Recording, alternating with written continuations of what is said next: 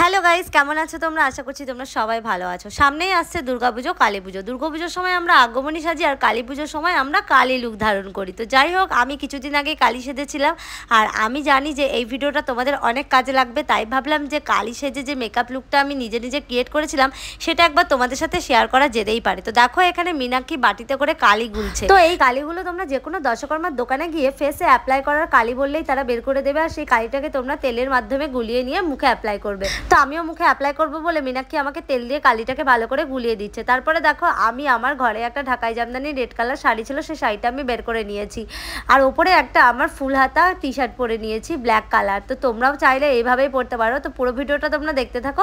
আশা করছি তোমাদের কালী পুজোর সামনে এই লুকটা তোমাদের অনেক কাজে লাগবে, আর তোমরাও কিন্তু ঘরে বসে এরকম একটা কালী লুক নিজেই নিজের মুখে ক্রিয়েট করতে পারো। তো দেখো গাইস, ফাইনালি আমার শাড়ি পরা কমপ্লিট, আর পুরো শাড়িটা কিন্তু আমাকে মীনাক্ষী পরিয়ে দিয়েছে। ও খুব সুন্দর শাড়ি ড্র্যাপিং করতে পারে, তো সেই জন্য ও আমাকে শাড়িটা পরিয়ে দিয়েছে। আর কেমন লাগছে তোমরা কমেন্ট করে জানিও শাড়ি ড্র্যাপিংটা কেমন হয়েছে। আর গাইস দেখো, এই হচ্ছে আমার দা, যেটা হচ্ছে আমি বাজারে দশকর্মার দোকান থেকে কিনে এনেছি। তো তোমরা কালী সাজার জন্য যে কোনো জিনিস দশকর্মার দোকানে গিয়ে খোঁজ করলে পেয়ে যাবে। এবার চলো মুখে কালী ঘষার পালা। তোমরা চাইলে এই কালিটা দেওয়ার আগে মুখে তেল ইউজ করে নিতে পারো। তো আমি যেহেতু কালিটার সাথে তেল গুলিয়ে নিয়েছি, তাই আর আলাদা করে তেল অ্যাপ্লাই করলাম না। আর তেল দিলে আমার মুখে প্রচণ্ড পরিমাণে র্যাশ বের হয়, তাই আর তেলটা এক্সট্রা ভাবে অ্যাপ্লাই করলাম না। দেন তোমরা যদি কেউ ভেবে থাকো যে আমার মুখে কালি শুট হয় না, তাহলে কিন্তু তোমরা চারকোলের একটা ফেস মাস্ক পাওয়া যায়, সেটা কিন্তু তোমরা যে কোনো অনলাইন অ্যাপ থেকে কিনে মুখে ইউজ করতে পারো। তো আমার ওই সব মাস্ক টাক্স কোনো কিছুর প্রয়োজন নেই। এইটুকু ভিডিও করবার জন্য আমি অনেক টাকা খরচা করে ফেলেছি, তাই আমার কাছে এই 30 টাকার কালি যথেষ্ট।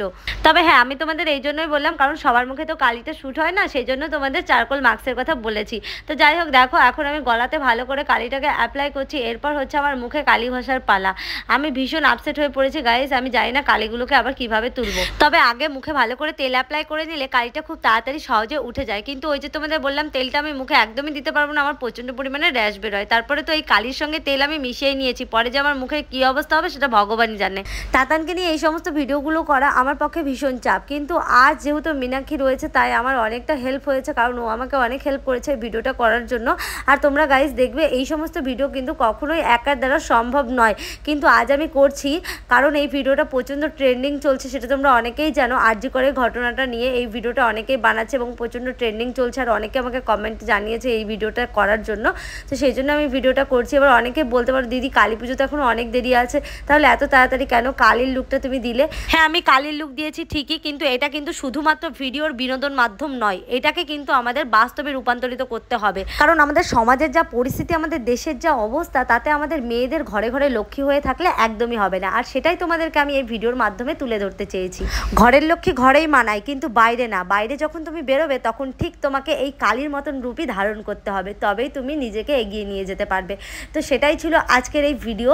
তোমরা একবার ভেবে দেখো না, আগে আমরা সিনেমা জগতে যেগুলো দেখতাম সেগুলো এখন বাস্তবে রূপান্তরিত হচ্ছে, একে একে সেগুলো বাস্তবে ঘটছে। তাহলে আমি যে কালী রূপটা তোমাদের দেখাচ্ছি বা শেয়ার করছি, সেইটা এখন নিজেদের মধ্যে জাগ্রত করো। মানে প্রত্যেকটা মেয়ের মধ্যে এইরকম একটা রূপ ধারণ করো, যাতে মেয়েদের কখনো এভাবে নির্যাতিত হতে না হয়। এটা যেন শুধু ভিডিওতে সীমাবদ্ধ না থাকে, বা আমার ক্যামেরা বা তোমার ফোনে বা আমার ফোনে শুধু ক্যামেরাবন্দি না হয়ে থাকে, এটা যেন বাস্তবে রূপান্তরিত হয়। সেটাই আমি তোমাদের মধ্যে জানাতে চেয়েছি, তোমাদের মধ্যে জাগ্রত করতে চেয়েছি যে আমি নিজেকে শক্ত করছি, তোমরাও নিজেকে শক্ত করো। প্রত্যেকটা নারী জাগো, প্রত্যেকটা নারী নিজেদের হাতে ঠিক এইভাবে অস্ত্র তুলে নাও। তো যাই হোক, আমার যতটুকু মনে হয়েছে আমি ততটুকু তোমাদের কাছে বলেছি। যদি আমার কোনো ভুল হয়ে থাকে তাহলে তোমাদের কাছে আমি ক্ষমা প্রার্থী। যাই হোক, ত্রিনয়নটা নিয়ে আমার বেশি চিন্তা ছিল, তো ফাইনালি আমি সেটা কমপ্লিট করে ফেলেছি। এবার হচ্ছে আমার চুলটাকে ঠিক করে ম্যানেজ করার পালা। চলো তার আগে তোমাদের একবার ফাইনাল লুকটা দেখিয়ে দিই, তোমরা দেখে বলো কেমন হয়েছে। অবশ্যই কিন্তু আমাকে কমেন্ট করে জানাবে। আমি একা একা আমার মুখে এই কালির লুক ক্রিয়েট করেছি, তো দেখে বলো কালি কালি লাগছে কি না। তো দেখো, এখন একটু মাথা ভরে সিঁদুর পরে নিচ্ছি। আমার মাথার চুল প্রচণ্ড সিল্কি, কোনোভাবে কোনো কিছু করা যায় না, চুল বাঁধলেও থাকে না, কোনো কিছুই হয় না। আমার হেয়ার স্টাইল করা ভীষণ কষ্ট। মীনাক্ষী মোটামুটি ঘন্টা ধরে বসে আমার মাথায় ক্রিম পার করে দিয়েছে, কিন্তু মাথার চুল এত সিল্কি, হেয়ার স্টাইল তো দূরের কথা গাইস, কোনো ক্রিম পার তো থাকবেই না।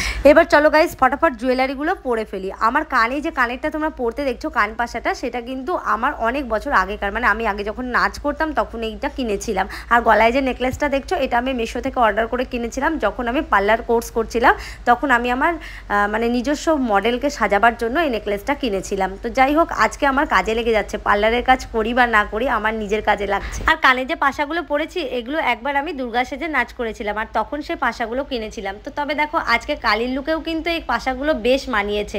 এবার চলো মালাটা ঝটপট করে পরে ফেলি। কালি। এই মালাটাও কিন্তু আমি দশকর্মার দোকান থেকে কিনে এনেছি। কালির জন্য মুন্ডমালা একদম পারফেক্ট, কিন্তু এই মুন্ডমালা এখন আমি পাবো কোথায় তোমরাই বলো। তবে এটাও খুব একটা খারাপ লাগছে না, টেম্পোরারি ভাবে এটাও ঠিক আছে। কালি তো জবা ফুলের মালা পরেই, আর আমিও পরে নিয়েছি।